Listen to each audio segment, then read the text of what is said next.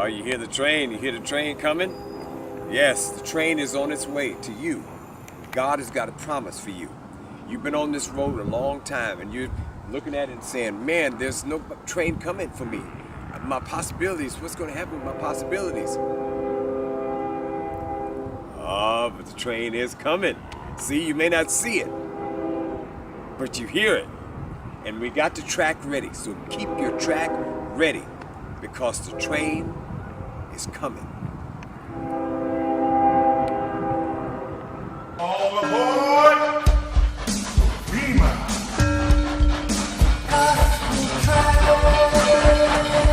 It's time to get the train home.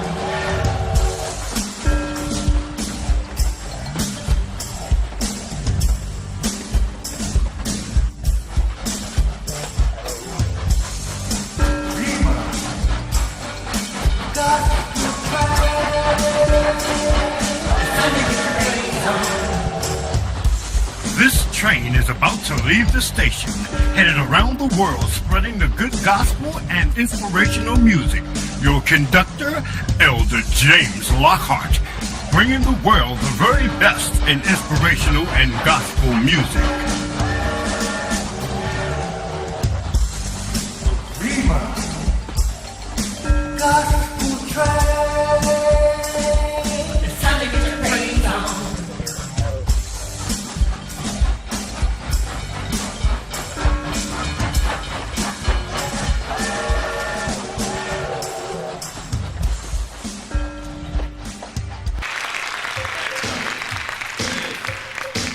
Come on now.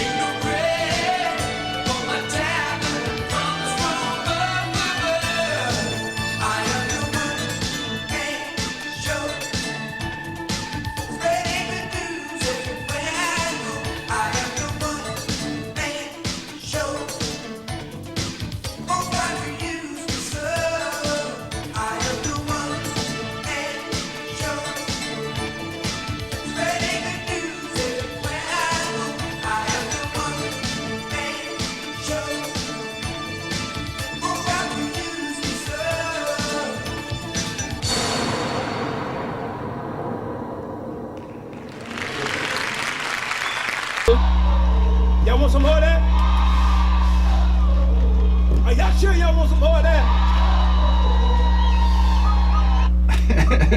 KROV-FM, yes, the station for the nation. Oh, I've been talking to people all around the world, and, I just have to stop here in San Antonio, let y'all know what's going on in the great Alamo City. And today, we have a lady, a woman of God. Yes, she is. Her name is Dorie Brown, and she is running for office right here in San Antonio. Now, what I love about Dorie Brown, is the fact that, she's had disappointments in her life, but she just keeps her head up and she just keeps smiling. Yes. Dorie, good morning. Good morning. Dorie, you're running for District 2. I want to say 7. But you're running for District 2 right here in the city of San Antonio, and I've been knowing you for some time. And one of the things I'm not ashamed of, because you've been doing radio, 20 years. 20 years. Yeah. And now you're stepping up again. Yes. On a higher level. Yes. What is it that you see in the city of San Antonio that should be changed? Well, I think San Antonio is a great place to live. I had the opportunity to move away for a couple years, but you know what? I had to come back home. She came home, y'all. I just think that the quality of life, the diversity, the people, everything that San Antonio has to offer just really makes it a great place to live and to raise your kids. Okay. And I've just always enjoyed being a part of the community. And I want to make a difference. I want to make a positive difference, for the city of San Antonio, but I want to start with District 2. District 2. Now, the community, San Antonio is growing. Why? I mean, like I said, it's a great place to live. You have the people that come here that have been in the military, that have gotten a chance to experience the culture, the heritage, the food, in San Antonio, and even the weather. Okay. Even at time we see it's a little crazy, it's never too cold. Some may think it's too hot, but I like the heat, And they realize that overall, we're a big city, but we're a small town when you connect with the people. And so they want to come here. Well, let's look at the east side of San Antonio. The changes, people are complaining. People are afraid. Some areas, they're afraid to come out at night because of road rage, because of the crime that is happening. And how do you see a change in that area? Well, we have to address it. It's about the quality of life here with the people in San Antonio. And some people underestimate the life that you can have in District 2, or even on the east side, which is a part of District 2, not all of District 2, but part of it. And those are things that we have to address like any other city, and we have to listen to the people, to the residents, and find out what their desires and needs are and focus on those. Coming into this race, I wanted people to know that I'm not here to tell people what they want or need, but I'm here to serve the community. As a minister, that I am a licensed minister. It's about service. And so not just within the church community, spiritual community, I want to take that to the next level, and even bring the Lord into City Hall. Okay. Refocus that, put that presence in. And I know some people, in their neighborhood, they just want the simple things. They just want decent sidewalks, They want some street lights. Street lights help cut down on the crime in the neighborhood. Why should they have to move, Well, I don't know, but I mean, even, can we get the officers to patrol in areas? We can do that as well, but the people also have to speak up and speak out about what's going on in their neighborhood, and when you put value where you live, those that don't live there will put value in it as well. I like what you just said. People have to speak up. So many people have lost confidence, lost faith, because from me knocking on doors, talking to various ones, and seeing how they feel. Well, when they call 311, they don't get a response back. When they call down to City Hall, no response. But as I shared to so many people, don't give up hope. there is hope. Right, it is. And one thing people don't realize, and from a personal experience, when I called the police, you know, I just had the feeling, you know, we always have that inside joke that if you say it's, unfortunately you have to say it's a white person, you get a quicker response. So I had to call and I just said there's a stranger, you know. My neighbor called and said that it was my brother. Once the police came, they told me, you know, well, if they come back, you think there's a problem because that we all have that one relative in our family that had issues. They said, don't say it's your brother. And I said, I didn't. They said, well, somebody did. And because of the call that I made and didn't say it was my brother, it was put at a level 2 priority.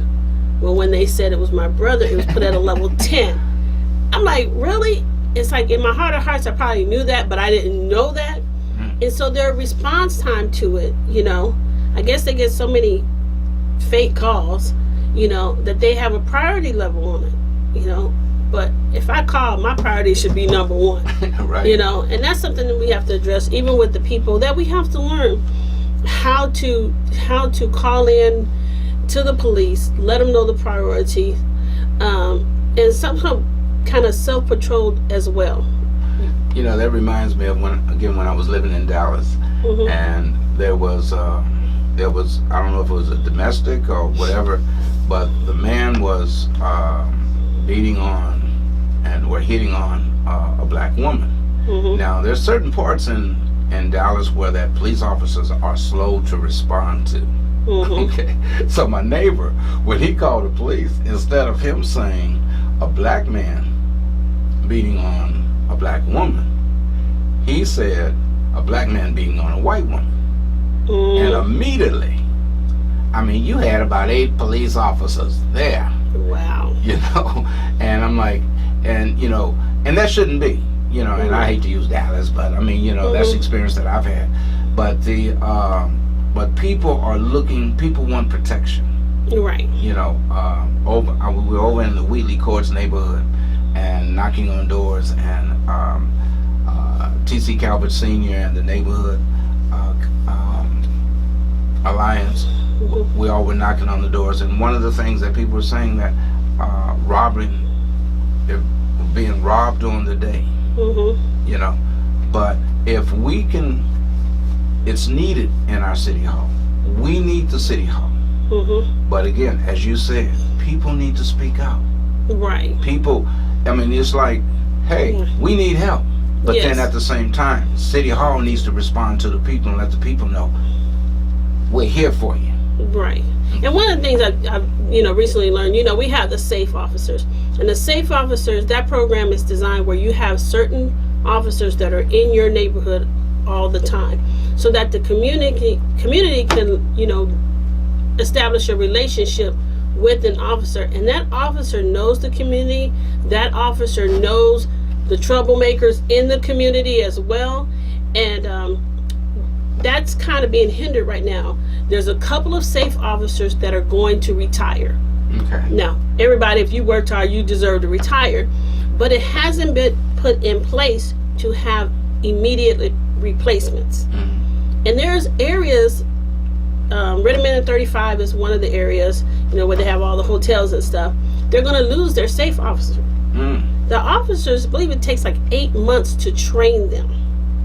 Okay, so we should have been proactive 8 months ago. Come on. To have those new safe officers in place. And there's a lot of safe officers or areas that may only have one. You know, so when that safe officer is off duty or on vacation, then you don't have that person in place. You know, from my understanding, they tried rotation, but rotation isn't as effective because you don't know the troublemaker in that area. Right. You know, Well, so that's something we have to really look at, especially coming from District 2, that I as a council person need to push to make sure we have those safe officers. One thing I say about bringing down crime in the area is that you have to start at the root of it, which is the home. There are some challenges within the home and upbringing that are becoming, little problems that become big problems. And sometimes it gets to the point where it's too late.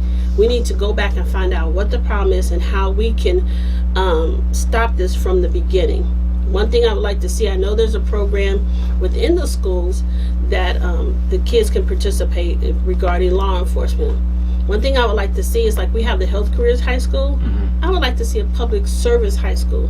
So these kids know, starting at junior high school, this is what's required of you, and start pre-training to become police officers.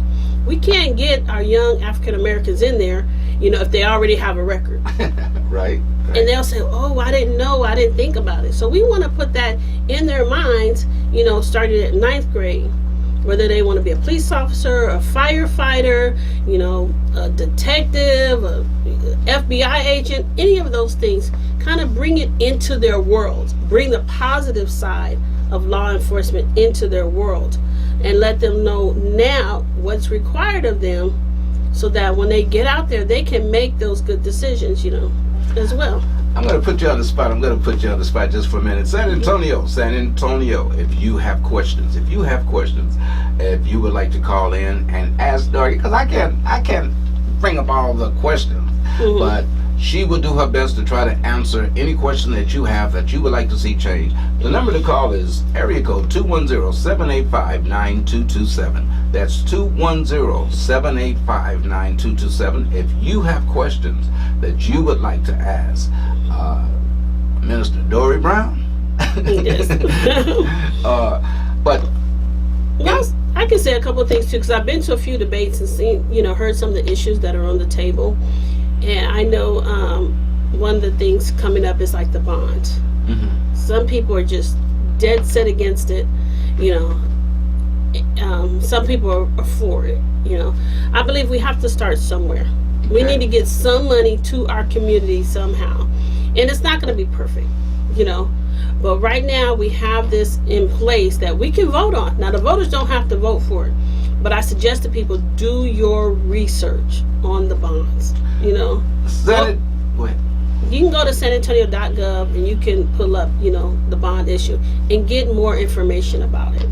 San Antonio, global listeners. Well, global listeners, we're talking to you as well in your city. Get involved, know what's going on in the school district, know what's going on in your city. You have to connect with San Antonio. And I want to really put emphasis on the east side of San Antonio, because the north side has a lot more, and they can do a lot more than what the east side has. The school districts on the north side, they're better educated than on the east side of San Antonio, and that's been a problem for some time. Now, but east side of San Antonio, you have to get involved. You have to open your mouth. You have to get involved and go to the PTAs in the schools and put across, like, hey, we want better education. And most of all, not only get involved into the school board, but go to City Hall. I have nothing against the West Side Multipurpose Center. I have nothing against Barbara Jordan. But when you take back when they go down to City Hall, they're taking secondhand information. Let your voices be heard in City Hall. Right. That's something we have to do. People, somehow we've lost this disconnect that our voice really matters. You can't be discouraged because the first time you speak up, something doesn't happen. Martin Luther King didn't get us to where we are by, feeling a little defeated. So therefore, we have to, as individuals and as parents, have to step forth and step out to make sure that our voice is heard. It takes a little time, but if you don't make it a priority or make sure that it's a real issue, like I said before, if you don't value your community, nobody else is going to value your community. I have a question here on Facebook Live from Daryl Boyce. Thank you for watching right now. And he asks, what's the difference between me and the opponents, and what am I bringing to the table? And as far as like my history in the community too as well. One of the things I can say is, I know we have our incumbent who was apparently born in this community. I think out of all the candidates, I've actually lived here in District 2 the longest. So I have a real vested interest. When I had the opportunity to build my home, I built in District 2. Okay. Not the side of town I grew up on, but I saw that it was a great place to live, and there's value in this district. I hear a lot of inner fighting between the candidates. I believe that God tells our works will speak for ourselves. I'm one of those people who have been behind the scenes. I've been a part of the Claude Black Advisory Board. I'm an active member. I'm a part of Queen of Soul, which helps support our young African American girls within the Fiesta Commission, and they get scholarships, and it brings them into like womanhood, to things they haven't seen before. That's right here in San Antonio. I've been a part of the Martin Luther King Commission for over 10 years. I don't get paid for it. Sometimes I'm spending my money. I'm sacrificing my time, staying up to 1, 2 o'clock in the morning, trying to organize things, trying to make sure it's the best for the city of San Antonio. A lot of people don't even know I do that.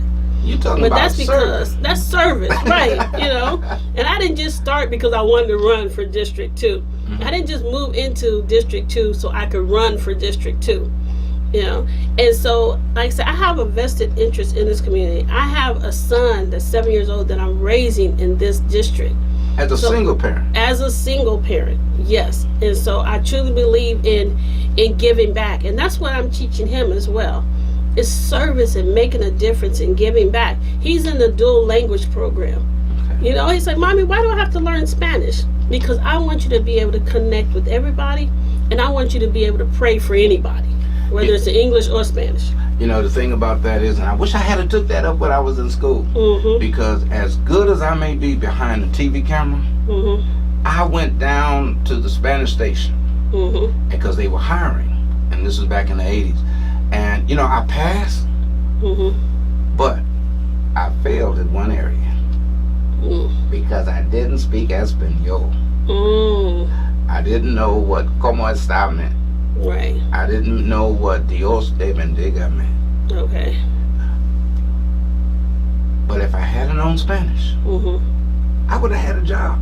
Oh, wow. Wow. So that's very important. That's very important. It is. I took it in school, and I can probably read it more than, but to hear it, I miss it.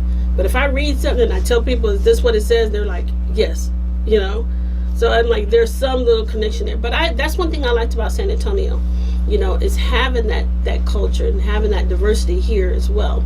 We have to look at issues that really affect our community. They're talking about the bonds, they're talking about Vista Ridge, projects. We're talking about the growth. We got the 200th or 300th celebration for the city of San Antonio next year. And those are good and all, they have to be addressed. We want to be included as a community, but we don't want to look at the big things and forget the little things. When your foundation cracks from the little cracks, it's kind of hard to rebuild. So that's one thing I want to make sure that the people don't feel forgotten or overlooked in District 2. As a business owner, and I had my business in District 2. I was a business owner for 7 years. I had an accounting business. One thing I couldn't find is, I didn't have options for office space. In the district, we've had behind the scenes. I've been a part of the Claude Black Advisory Board. I'm an active member. I'm a part of Queen of Soul, which helps support our young African American girls within the Fiesta Commission, and they get scholarships, and it brings them into like womanhood, to things they haven't seen before. That's right here in San Antonio. I've been a part of the Martin Luther King Commission for over 10 years. I don't get paid for it. Sometimes I'm spending my money. I'm sacrificing my time, staying up to 1, 2 o'clock in the morning, trying to organize things, trying to make sure it's the best for the city of San Antonio. A lot of people don't even know I do that. You talking but about that's because service. That's service, right? And I didn't just start because I wanted to run for District 2. I didn't just move into District 2 so I could run for District 2.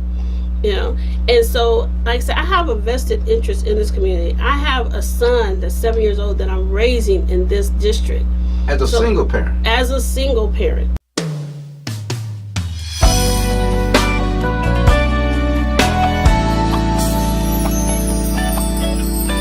When you're lonely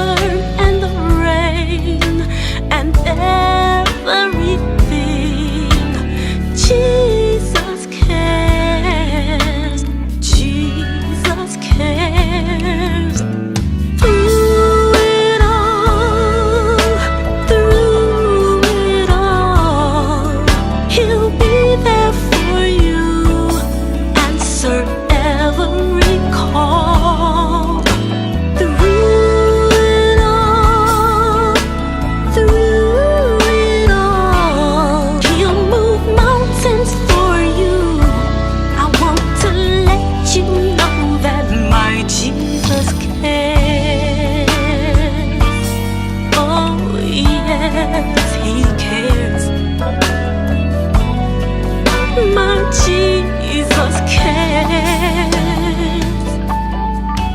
When you're lonely and burdened and weighed down, Jesus cares. Oh yes, He cares. Oh, when you're down and out and in despair, Jesus will. Oh yes, He'll be right there through the storm and the rain and everything. Jesus, oh yes, He cares. Through it all, He'll be there for you. Answer every call. Oh, through it all, He'll move mountains for you. I want to let you know that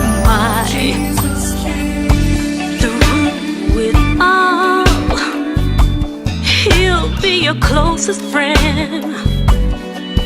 My Jesus cares. Can you help me say, He'll be your closest friend? My Jesus. Oh, through it all, He'll be your closest friend.